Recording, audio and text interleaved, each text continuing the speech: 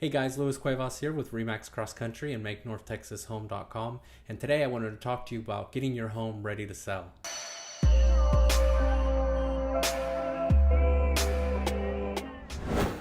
Alright, so you're thinking about putting your house on the market. What is the game plan that you should have before you do that? Well, first and foremost, I would suggest that you contact a realtor. So when you contact me, I can meet with you at your property and evaluate it to see where it stands in regards to the competition and the market. So we want to put a game plan together and I can help you with that. So another part of my visit is doing a walkthrough, not only going from room to room, but also the exterior and looking at things that I see that maybe an inspector or another potential seller would pick up on. And some of these things are actually pretty common. One of the things that I find all the time is maybe the maintenance hasn't been kept up. There's types of loans that maybe don't like it when there's wood rot or chip paint. So I look for those sort of things, from soil lines, maybe cracks in the foundation, condition of the property, smells.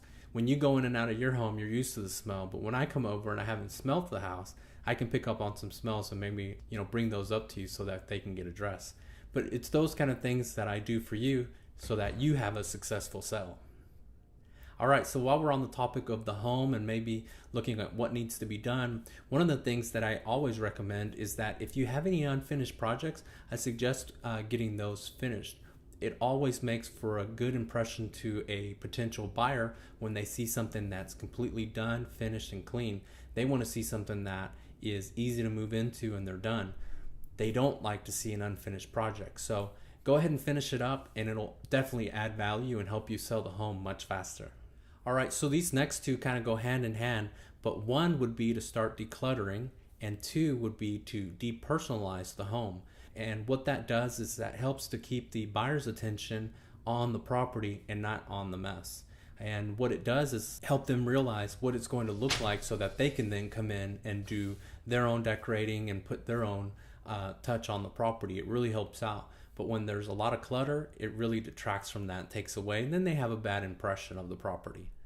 Now the next one is to depersonalize, and what I mean by that is it kind of goes with decluttering. Now, can you make your home personal and still sell it? Yes, but you don't want to go too overboard. Oftentimes, I'll see a refrigerator that's covered in calendars and reminder notes and things like that. Now there's nothing wrong with that. That's what my refrigerator looks like. But when you put your home on the market, you really want to show off the kitchen. You don't want to distract from it. Now if your wall is covered in pictures, maybe you have a very nice wall that could really help make the room, but if those pictures are covering it, maybe it looks a little cluttered, a little dark. So if you just keep that to a minimum, that would really help out. And it helps them focus on what it would look like for the buyer to live there as opposed to you. All right, so let's talk about landscaping and curb appeal. Now, those two things go hand in hand and they're very important because they create the first impression.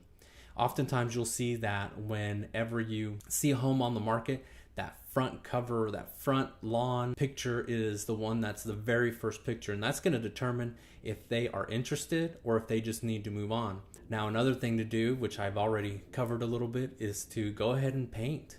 Do you need a touch up? Do you need to clean this spot off? Those sort of things. It's not very expensive, very easy to do, and it's just a big bang for your buck. So one more thing to do is definitely to have the house cleaned.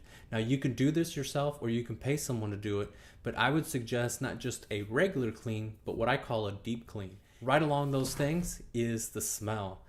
Again, when you walk into your home, as when I walk into my home, I really don't smell too much. I smell good smells, but that's because you and I are used to our own home. But when you have someone come over like myself, we can pick up on that and kind of give you a heads up. Hey, I smell the dog, I smell the cat litter box, whatever it may be. So you want to do your best to eliminate those. All right, so another tip I would suggest is to find your paperwork, and starting with something like the survey. Find your survey. The survey provides a lot of great information for the potential buyer, not only telling them where the home sits and how big the lot is, but it also saves them money. If here in the state of Texas, you can actually use it if the title company will accept it. It'll save them money, which will make your home much more attractive to them. HOA documents, if you find those, it's good to have those for the buyers so that they know what the HOA consists of and how much it costs. Again, remember they're shopping not only the sales price of the home, but what are the monthly bills, and the HOA is something for them to consider. Also, if you've made improvements to your home, it's a good idea to find those invoices. So let's say, for example, you recently did the roof. You could have that invoice ready so that you can show them that you did it and they know who put the new roof on the property. Maybe you added some landscaping. You could have that on there. All right, so utility bills is another important one. And that's because a lot of people are shopping considering their budget. They want to know what the price of the home is so they can calculate their budget, but also what the electric bill will be, water, gas, those types of utilities. It's very important. And especially with more people working from home, what kind of internet do you have? That's very important for them so that they can know if it's feasible for them to work from home. All these things are very important to a buyer so that they know, number one, that you cared about your property, you took care of your property, but that you invested actual money into your property so that it builds up the listing price that you're asking for it. Again, the more information they have, the easier it is for them to make a decision, and the more confidence they'll have in making that decision as well. All right, so those are just some of the tips that I would give you if you're thinking about putting your property on the market. I really hope you found this information valuable, and if I can be of service, please don't hesitate to give me a call. Thank you so much. Now, hopefully you enjoyed this video, and if you want to see more, don't forget to subscribe to my YouTube channel, which is Make North Texas Home, or you can check out more videos on my website, which is makenorthtexashome.com. Thank you so much.